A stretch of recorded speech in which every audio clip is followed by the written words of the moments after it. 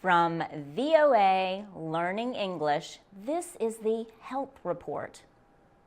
Malaria can be both prevented and treated. Yet, the disease is still the third biggest killer of children in the world. There's a lack of good information about malaria in some areas. Malaria is spread by bites from mosquitoes. The insects are less likely to bite people who sleep in beds covered by special chemically treated nets. Susan Eckhart is a United States Peace Corps volunteer in the West African nation of Burkina Faso. Malaria causes about 9,000 deaths there every year. Ms. Eckhart says people there depend more on treating malaria than preventing it. She says when a sick person reports a high body temperature, the person is given medicine to treat malaria. Patients are given the medicine at the first sign of sickness because it costs less than the test used to identify the disease.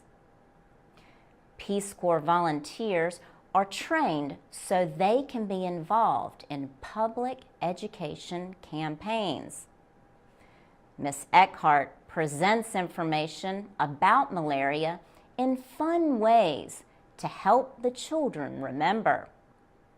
She works with students from 1st grade through 5th grade. Older girls and boys who received training at a leadership camp help her with the malaria training.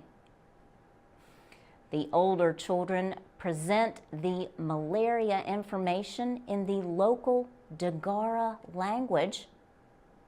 They wrote plays and sang songs about malaria. It is too soon to tell how much of the information in the songs and games is shared with families. But Susan Eckhart says it is a good idea to use Peace Corps volunteers to help prevent malaria. Being part of the community means sharing knowledge, she adds, especially about something as important as malaria. For VOA Learning English, I'm Laurel Bowman.